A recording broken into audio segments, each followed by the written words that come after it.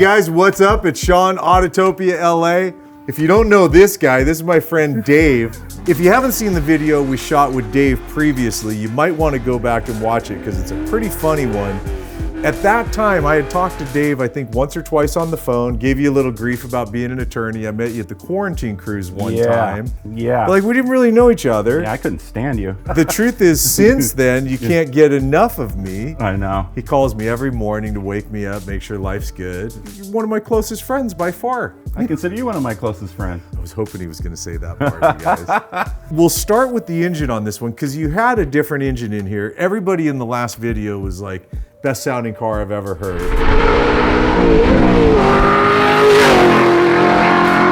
You grenaded that engine pretty much. No, I didn't grenade it. It just needed to change the thrust bearing, but I checked the whole motor and everything looks really good. Just really? Yeah. The reason I made the change is because I love this engine. It's got a really beautiful sound to it. The other one did too. This one is remarkably better.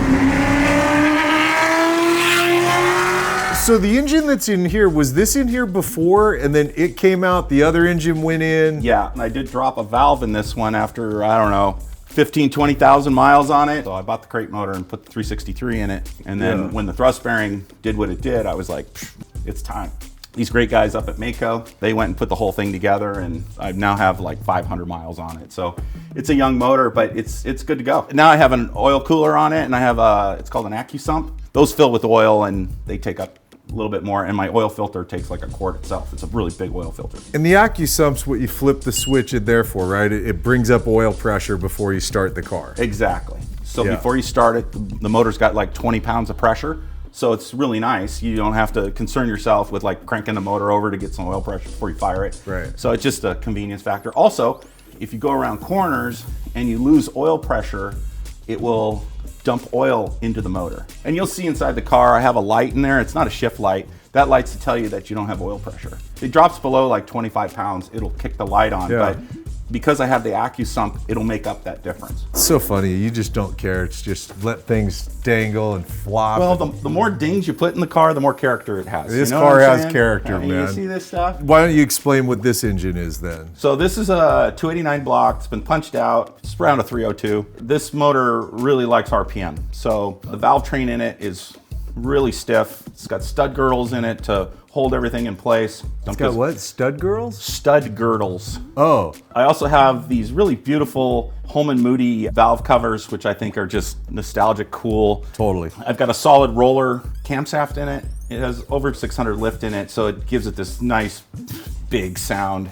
And it also has 13-to-1 compression, which the other motor had 10. So 13 more compression, more pop, gives it a really robust sound. So something that I really enjoy. And a lot of people comment on it, and I appreciate the comments. It's really cool. They love the sound, and I'm just grateful to have it. And then I put the cooling system in it. It takes up quite a bit of oil. And then I've got the AccuSump. It's a really big oil filter. It's a Wix oil filter. It like holds a quart of oil by itself. It's really massive. It's huge. You know, it's got a 650 carburetor on it. It's been modified. What else? Oh, the heads, not a common head. You probably can't even find these heads. They're called Allen Root Pro 1 heads. Ford endorsed these heads and were commonly used in Trans Am racing. They're a 193 intake and a 1.6 exhaust. I love the sound of it. I like the way the car sets up, the way it runs. You can rev the thing to 8,000 RPM. It pulls so hard up there. It's like, you don't want to let off. So I put a 73 chip in it, so I won't be tempted to keep blasting it up there because, you know, I have a tendency to drive a little aggressively. So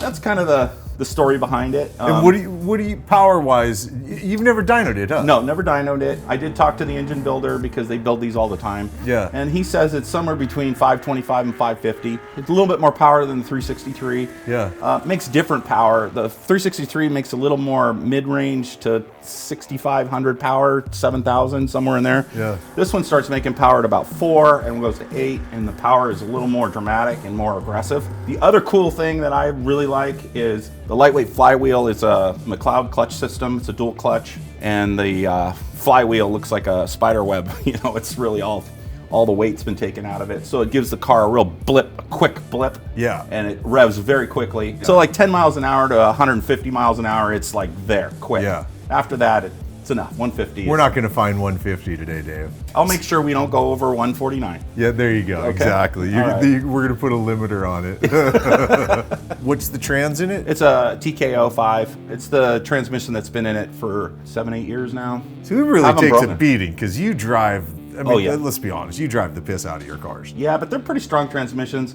I'll break it at some point, you know. Yeah. Just replace it, you know. Yeah, yeah. So, and then it's got a 9-inch locker rear end. I was in just it. going to say, it's got to have a Ford 9-inch back there. I mean, Well, everybody runs a Ford 9-inch. They do. So your car, because everybody always asked, what is your exhaust? And there was a whole thing with the auger and all that. Yeah. With the new engine in here now, same exhaust, different exhaust? It's different from the headers. So the header is a custom-made, even length, so they're all the same length. So that's different than the tri-wise that I used to have on. Makes it a little bit louder, but they flow a little bit better.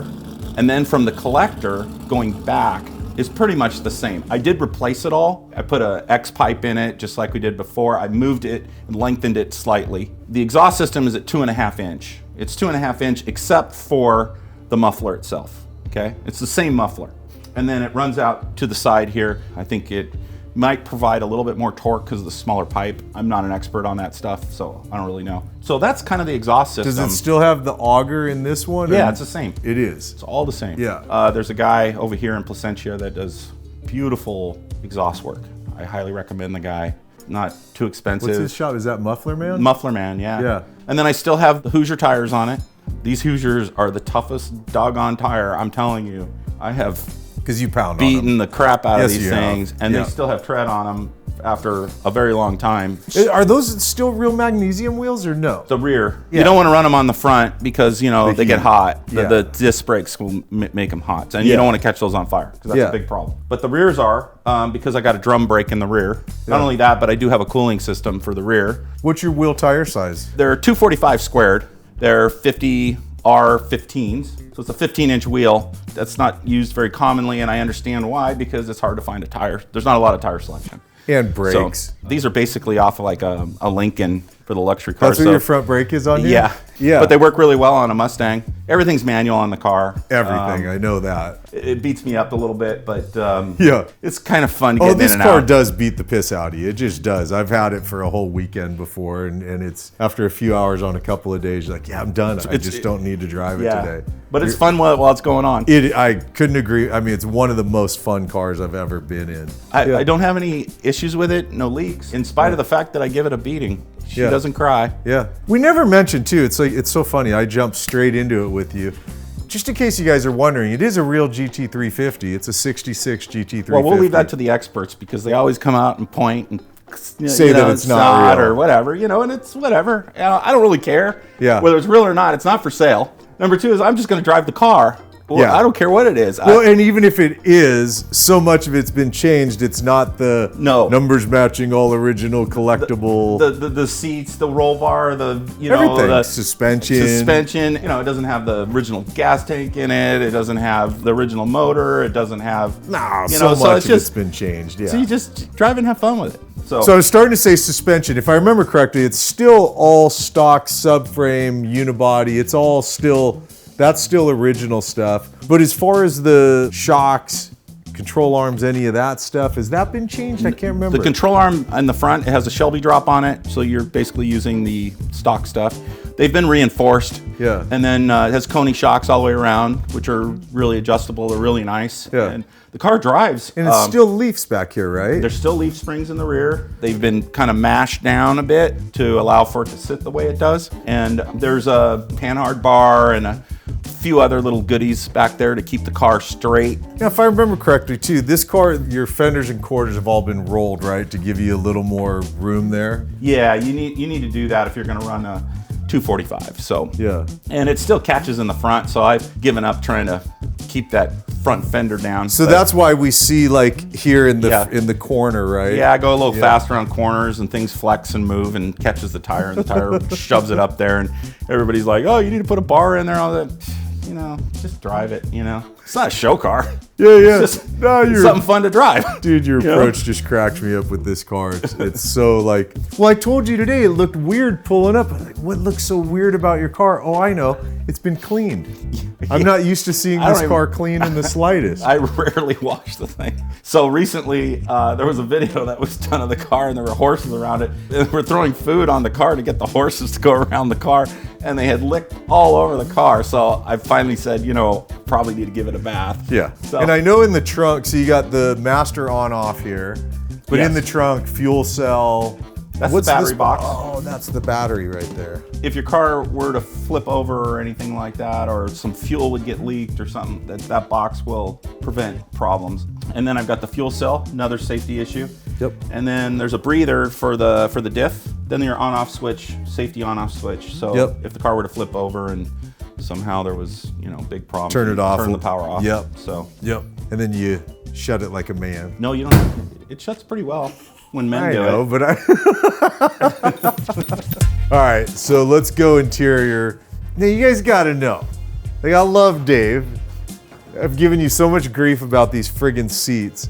Dude, this part of this seat is the worst thing ever. I'm sure it's good should you be racing and you have some kind of, it's not, it keeps you pinned in your seat. Okay, it's horrible for getting in and out. And like, No, armpits, that's and you don't know how to put your arms. You're like, do I do like T-Rex arms? It's not, the car wasn't built for you, it was built for me. Well, so there's that. It works. There is that. It grabs me just right. It's fitted for me. I moved the seat back and made it adjustable so anybody can drive it, but I moved it back so that I'll fit in there. And then you'll see the red light, the light I was talking about. You see with the red cap on it? This red light is not actually a shift light. That's to let him know when he's got low oil pressure. Yeah. And then the switch right here, is the AccuSump. that's the AccuSump, right? So, so you just turn that on at cold start, right? I leave it on and then just turn the key to ignition. You just watch the pressure gauge, and when it gets up to about 20 pounds, I just fire it. Then you start the car and then you shut that switch off. No, just leave it on. Oh, that's right. You leave it on so you're never starving for oil. And it works. It turns it on and off. And then I have the tack next to it. And then down below, I have engine temp and oil temp. And oh my gosh, trying to get that thing over 180 degrees is rough. This thing runs super cool. It's cold. Yeah. I wish it was like 200 or 220, a little hotter, but that means I just got to go a little faster. Yeah.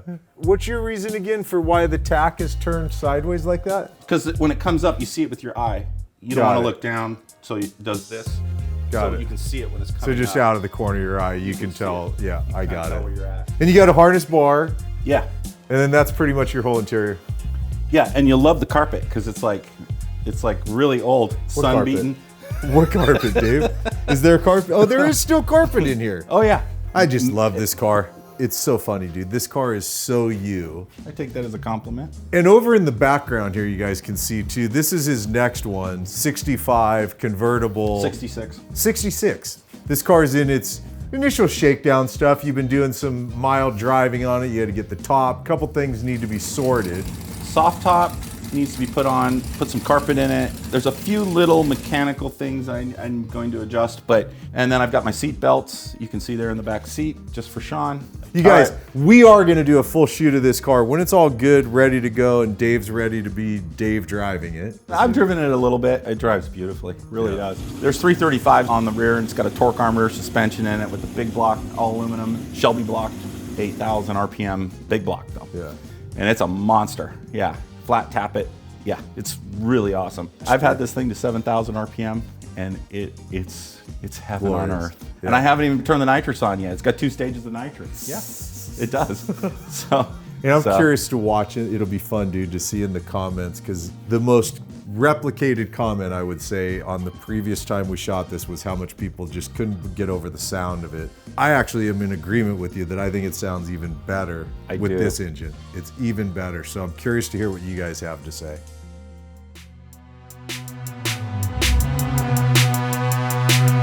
Okay. He's driving. Oh, shit.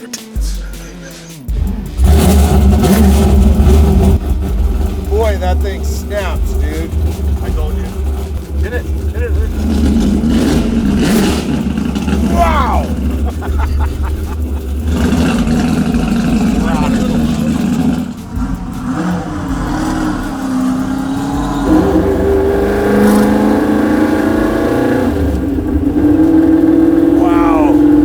last time I was in this car, it was still breaking miles on the new engine. Yeah. I mean, it's been a long time since I drove it. Yeah. I forgot all the, like, and for one, total manual everything. Woo. Just whack, whack.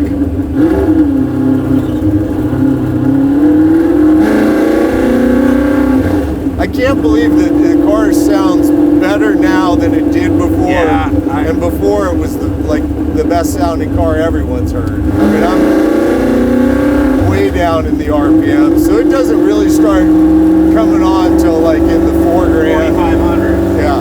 Wait till you feel it. It's pretty wicked. This is the ultimate in simple old school. Simple old school, fun to drive.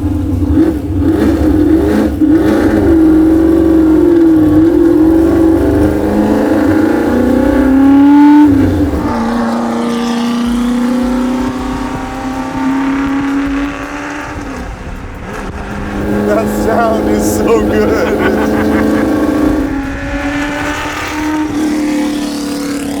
Give them a little earful. Oh, dude! Whack! It just snaps. Yeah. Yeah. You feel the clutch is a lot stiffer. It grips is. really hard. Yeah. Wow, this is so rad. You probably can't hear me. No way they can hear you.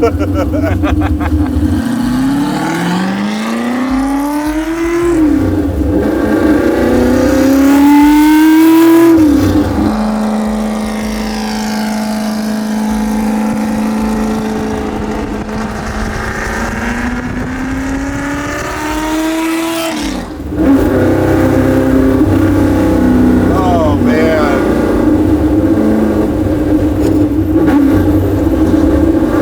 So it just takes forever to get the temp up on this thing, doesn't it? Oh yeah, it takes a minute.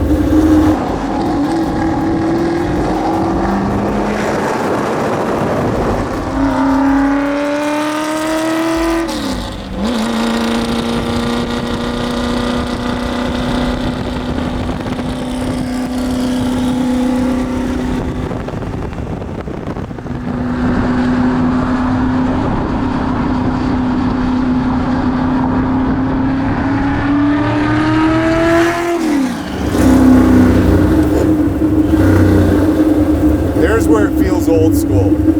Hit brakes, car kind of wiggles a little bit. Yeah, it has something to do with the tire. The tires are cold, All right. so they're gripping on everything. Right, right.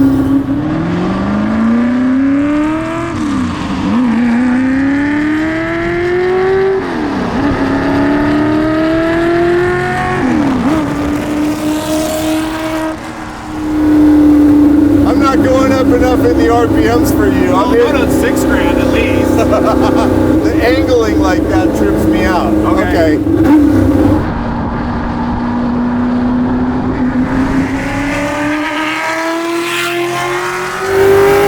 Told you. 65's nothing. That's freakish. Oh my God, the sounds this car makes. Unbelievable. You know, your car, I tell you what, dude, slightly different than it was before as far as like clutch input and throttle input and stuff. Right.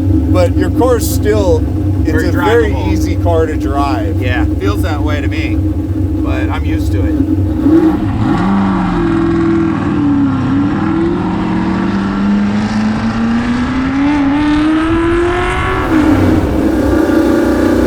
God, I smell the fuel. It smells so good.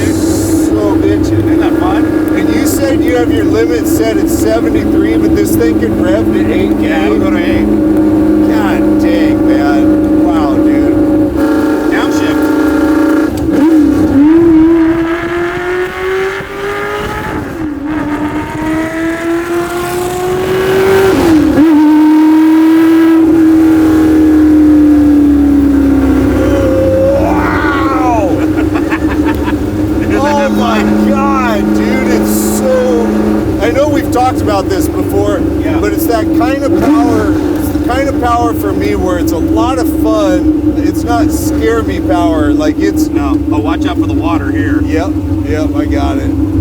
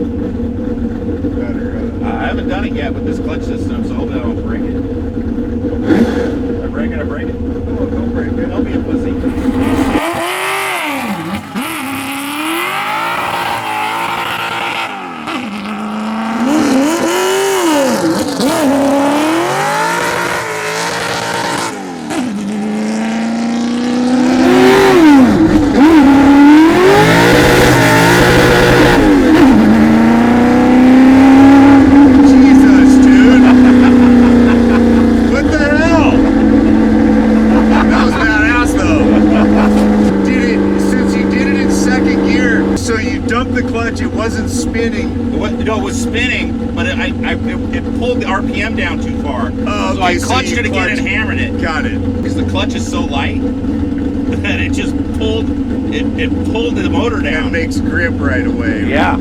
Got it. Just sounds evil.